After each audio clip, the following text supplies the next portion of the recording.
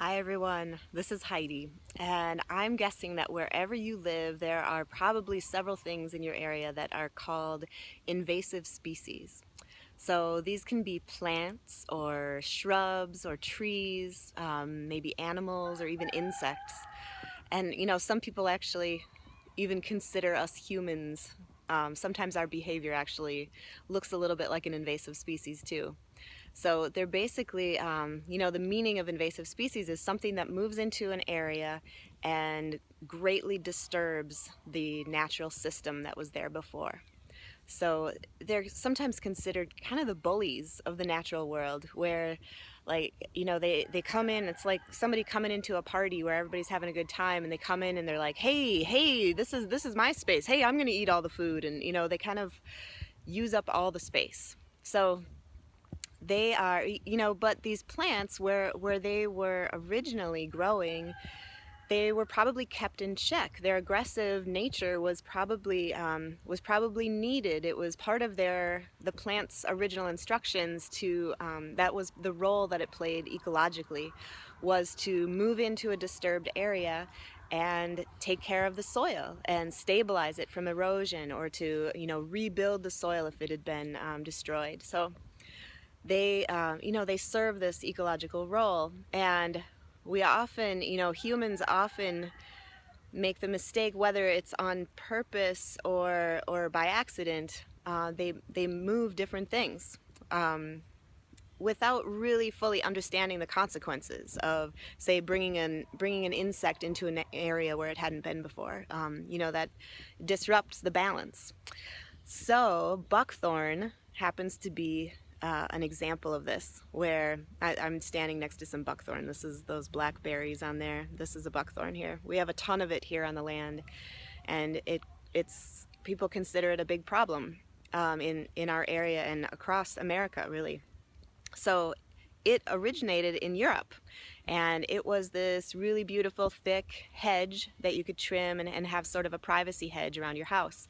And people loved that, so they brought it over here, thinking that it would do the same thing here. But here, for some reason, the environment here, it totally has taken over a lot of the native forests, and it's kind of elbowed out a lot of the more delicate native plants that are sometimes even endangered. So, since we humans kind of caused the problem, we often think that we should swoop in and try to fix it. Like we can host a buckthorn bust and try to annihilate all the buckthorn and take it all out, right?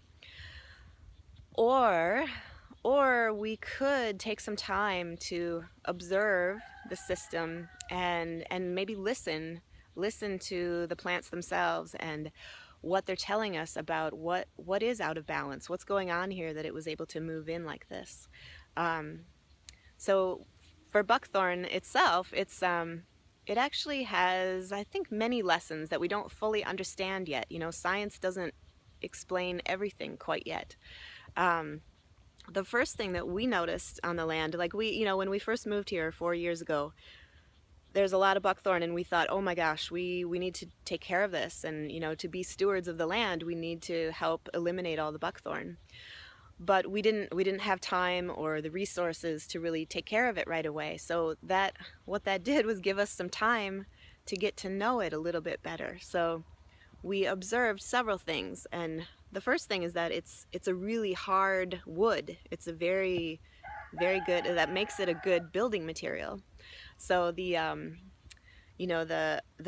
long straight poles of it make really good, say maybe fence posts, or railing posts, that kind of thing. Or you can make a trellis with it.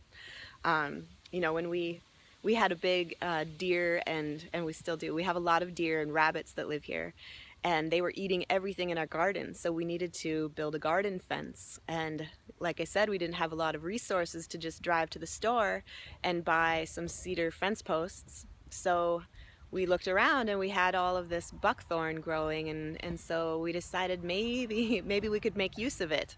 So our garden fence is all buckthorn posts. So that's one thing that it's really good for. And another thing that we noticed, that I can't really explain it by science necessarily, but but the buckthorn has these really incredible roots. I don't know if you can see that clearly, but this is just a small one. And when they get bigger, their root system it's this black, kind of feathery mass. It's really, really pretty unique. I've never seen a plant like this. So the roots they have this ability to prevent fungus from spreading in the soil.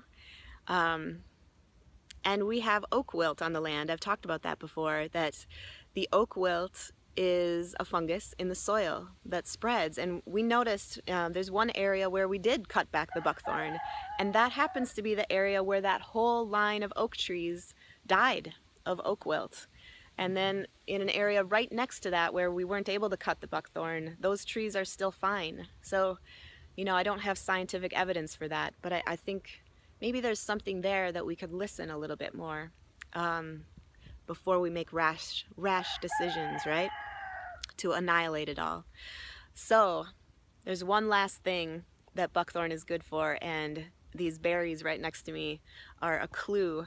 My daughters love to pick these berries in the fall when they're ripe, like right now, and make berry ink. Let me show you. I've got this. We just made a batch yesterday. So it's this lovely, yummy purple ink, but it dries when you use it. It dries into this like a dark hunter green. It's kind of fascinating how it changes like that. So the berries themselves they were used as medicine, but they're considered toxic because the medicine is that it's a laxative. So I wouldn't eat them because you will end up in the bathroom a lot. So, so don't eat them, but they make a beautiful ink. So if you have some in your area, I have a little tutorial under the video. If you scroll down, there's some directions to make ink from berries, and you can use other berries as well. So the lesson for this week, the challenge for this week, is to get to know some of the invasive species in your own area and dig a little deeper and see what role do they play in the ecosystem, and what maybe what gifts do they bring. So, all right, I look forward to hearing how it goes. Have fun.